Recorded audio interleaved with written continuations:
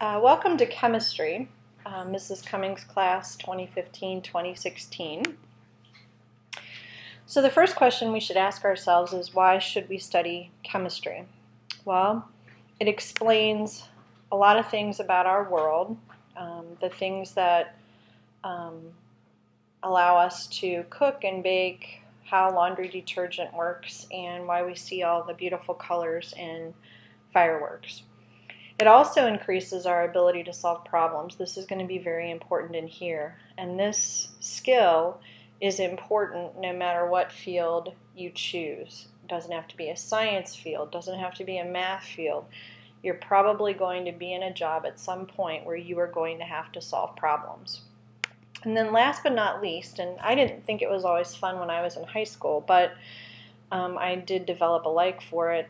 It is fun. And it's really not as difficult as some people think, or as difficult as you may hear from parents and friends and aunts and uncles. And so how do we pass chemistry? Well, number one, I think this is the most important, is that you have to have a good attitude. So you have to come in here thinking you're going to be able to do this, and then treat it as an opportunity, not as a chore. You have to come to class regularly. Just like regular attendance in all your classes is important. So you shouldn't miss class. Take good notes. Notes in this class are going to be very important. You're going to take notes from videos at home, and then those notes are going to be used to do problems. So it's real important that you take real specific good notes. That does not mean copying everything that you see in the screen. That means, determining what's important and what's not important. Remember, too, you can replay the podcast if necessary to understand everything. Work through all of the assigned problems. You're going to be doing this during class, so you'll be able to ask me questions, and I usually have some lab aids in the classroom that you'll be able to ask questions of, too. And then make the most of the labs. Try to see them as relating to what you're doing in class, so we don't do like class things and then we do lab things and then they're totally separate. That's not the way this works. The labs actually go along with the class material. So what do you need? Well, you need three things. You need a spiral notebook for notes. Any size will do. 120 seems to be, over the years, that seems to be the best size. A graphing calculator. You can use a non-graphing scientific calculator, but for some of the things that we're going to need to do, you're really going to need to be able to graph. And then, of course, goggles for labs. So you were issued goggles as a freshman, and so you need those goggles. If for some reason you've lost those goggles, they can be purchased in the office. So how does the class work? This class is flipped.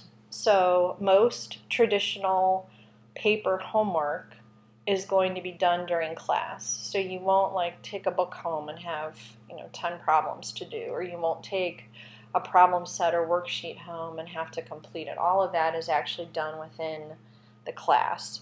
So your homework then is taking notes, and it says on here from Moodle, and I should have changed that. I'm actually using Google Sites this year. So you'll actually go to the main school page, go to teacher website, click on my website, and then the podcasts are all posted there, and the syllabus for the week, everything is posted, and any handouts that you might have in case you lose them, they're posted there too. So there is a correction here. It's not Moodle, it's actually Google Sites, and the podcasts are all up on YouTube, so that means you should be able to access them from any device.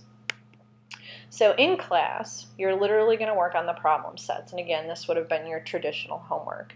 And the cool part is you're not going to sit at home, oh, how do I do this problem?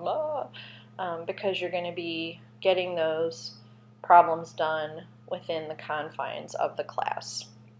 So let's talk about notes. One purpose in flipping the class is to give you practice at taking good notes from lectures. So you can stop the podcast, you can restart the podcast. I don't want screenshots of anything within the podcast. I want you to actually write the notes down in your notebook, because one thing that I've learned over the years is that when students write things down, that kind of reinforces what you've just read. So there is like a, hand-mind connection there. I will check notes for quality and make suggestions for improvement. So don't be insulted if I walk by and say, you really didn't take decent notes. You seem to write things down that were really not important. We should take a look at those things. And I will help you to try to create better notes. They must be in your own handwriting. Again, we're not printing them. Each set of notes will actually be worth 5 points. So every time I assign a podcast, it's a homework grade. It's worth 5 points. If you don't take your notes, I actually put in a -5. So it takes 5 points away from your overall point total. And then once you do those notes, if they're done late, you don't get 5 points for doing those, but you go from -5 back to 0. So you're not losing an extra 5 points there. So again, 5 points for the notes, -5 if they're not done, and then once you do them, then the score will go to 0. So the smart thing to do, if you want those 5 points, because they're fairly simple 5 points, is to take the notes right when they're assigned, and don't be late about it. Okay, so we have a pretty typical week. Our typical week looks like this. Monday and Tuesday, basically, we work on problems, and that'll fluctuate a little bit. So this is kind of like a general thing.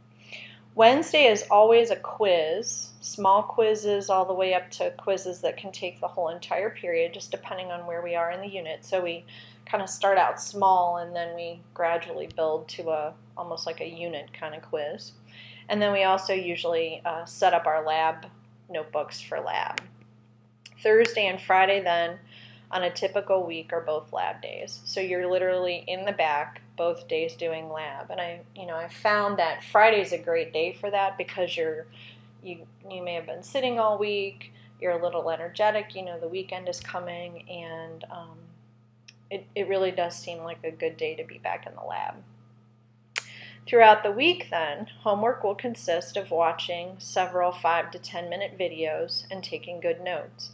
The start of the school year, there's going to be a lot of those. Towards the end of the school year, there will be a lot fewer of those. So the start of the school year is pretty podcast heavy, and then slowly they decrease in the number of, because you need a lot at the start because you have a lot of foundational information that you need to know. So just my philosophy, one of my philosophies, is that high achievement always takes place in the framework of high expectations. So I work really hard at my job, and I expect you to work really hard at your job. So my expectations are incredibly high. They are not unreasonable. And I really do try to look at each student in my class and figure out, what are you capable of, and can we push you past what you think you're capable of? And so I will definitely do this. You gotta work to be successful. And then last but not least, rather than a set of 5 classroom roles, my most important role is that you treat me and the rest of the class respectfully, and then you'll get that same treatment in return. So here's to an incredible start to the school year.